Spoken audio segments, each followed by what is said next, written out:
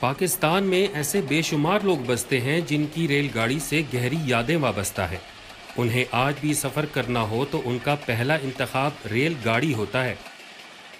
Railway کے romance میں جو لوگ مبتلا ہیں ان میں بھی ہوں، اور میں سارے سرکاری اور غیر سرکاری وسائل کے باوجود کم از کم لاہور تک پچھلے 30 سال سے ریلوے ہی میں سفر کر رہا ہوں. یوں تو ریل پر کئی شاعروں نے نظمیں لکھیں، کہانیوں میں ریل کے سفر کا ذکر بڑے خوبصورت انداز میں کیا ہے، لیکن ریل پر تفصیلی اور تکنیکی انداز میں کتاب فضل الرحمان قاضی نے لکھی، جس میں انہوں نے ریل کی پوری کہانی کو نہایت دلچسپ انداز میں بیان کیا ہے.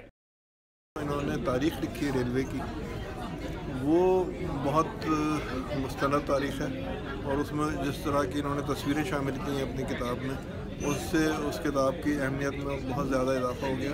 اور سب سے بڑی جو مجھے خوبی لگی وہ ان کا شگفتہ بیانیہ ہے اس میں، اور جو واقعات انہوں نے لکھے ہیں وہ بہت ہی دلچسپ انداز میں لکھے ہیں. ایسے دور کی عکاسی کی گئی ہے جو اب معدوم ہو چکا ہے، اور اس دور کی اقدار، اس دور کا کلچر، اس دور کی زبان، میلے ٹھیلے.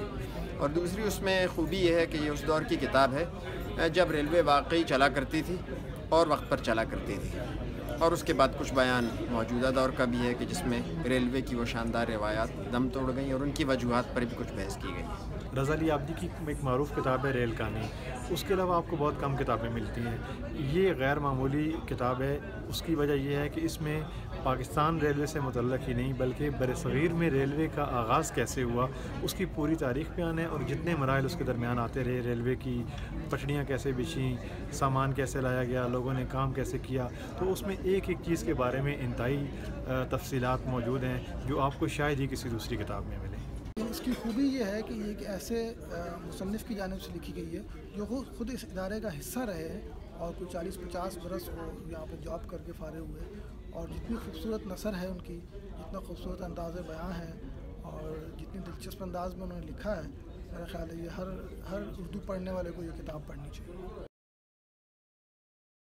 روداد ریل کی پڑھنے کے بعد سب سے پہلا کام جو آپ کرنا چاہیں گے وہ ریل کا سفر ہے. کتاب کی تقریب رونمائی کے موقع پر معروف شاعر افتخار عارف، ممتاز افسانہ نگار احمد اقبال، معروف کالم نگار اظہار الحق، عقیل عباس جعفری اور پبلشر شاہد آوان نے کتاب پر گفتگو کی.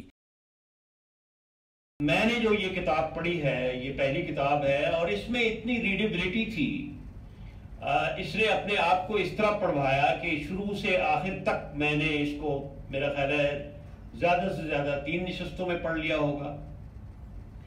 جو اسلوب ہے محترم فضل الرحمان قاضی صاحب کا، وہ تو خیر بہت اچھا ہے، لیکن میں یہ سوچ رہا تھا کہ یہ کس صنف میں آئے گی یہ کتاب.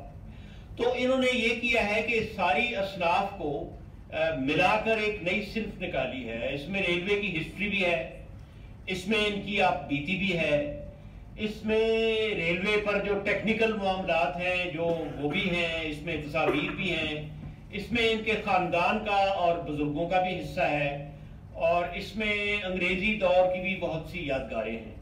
تو میں سمجھتا ہوں کہ یہ بھی ان کا ایک کارنامہ ہے کہ انہوں نے ایک نئی صنف نکالی ہے. یعنی ہم لوگ اصناف میں جو قید ہیں، مجھے یاد ہے ہمارے دوست ذکاء الرحمان صاحب کہا کرتے تھے کہ ایک لکھت ہوتی ہے، اس کو ضروری نہیں ہے کہ آپ کسی صنف میں تقسیم کریں، افسانہ ہے یا کہانی ہے جو بھی ہے، تو یہ ایک لکھت ہے جس کی اپنی صنف ہے. اس میں ساری چیزیں انہوں نے مدغم کر دی ہیں. سب سے بڑی بات وہی ہے کہ ان کی آبزرویشن اتنی ایکیوٹ ہے کہ وہ ریلوے میں تھے تو ریلوے میں وہ خاموشی سے سب دیکھتے رہے، اور جو لکھا ہے وہ بڑا وسیط ہے. کتابیں رضا علی عابدی صاحب کی کتاب اور شوکت تھانوی صاحب کی کتاب اور بعض مضامین اور نظمیں، جوش صاحب کی آپ نے نظم سنی، اتنی لمبی تو ریل بھی نہیں ہوتی جتنی لمبی وہ نظم تھی. اور یعنی میں نے یہ دیکھا کہ ریل بھی اتنی نہیں چلی جتنی جوش صاحب چلے. اور یعنی آپ یہ دیکھیے کہ اس زمانے میں کیسا عشق ہو جاتا تھا. میں نے یہ 1932 کی یہ نظم ہے، یہ جو ہماری بیٹی نے پڑھی ابھی، اور آپ یہ دیکھیے کہ جنگل میں ریل رک گئی اور وہ اتر کے اس سے کھڑے ہو کے باتیں کرنے لگے اور پھر وہ ریل روانہ ہو گئی اور وہ وغیرہ وغیرہ. تو مجھے حیرت ہوئی کہ اس زمانے سے یہ کام چل رہا ہے اور ریل رکوا کر اور کسی حسینہ سے باتیں کرنا. اور جو بیان ان کا ہے تو اس کو دیکھ کے تو بزرگوں کے سامنے اور بچیوں کے سامنے اس پہ گفتگو بھی نہیں کی جا سکتی. اب وہ بیٹی جو تھی وہ ٹھوکر کھا کھا کے پڑھ رہی تھی. مجھے اندازہ تھا کہ اس کے پڑھنے میں کتنی زحمتیں، اس لیے کہ اس نظم میں کتنی زحمتیں.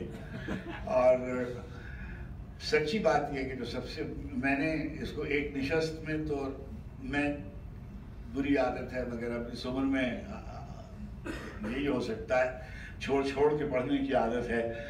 10 صفحے پڑھے پھر کتاب رکھ دی، پھر کوئی اور کتاب پڑھ لی، پھر اس کے 10 صفحے پڑھے. مگر یہ جو ریلوے کا جتنا حصہ ہے وہ نہایت دلچسپ اور یعنی معلومات افزا بھی، اور اس میں بعض چیزیں ایسی بھی کہ جو پہلے سے یعنی آپ کے علم میں تو ہوتی ہیں مگر راسخ نہیں ہوتی اس طریقے سے.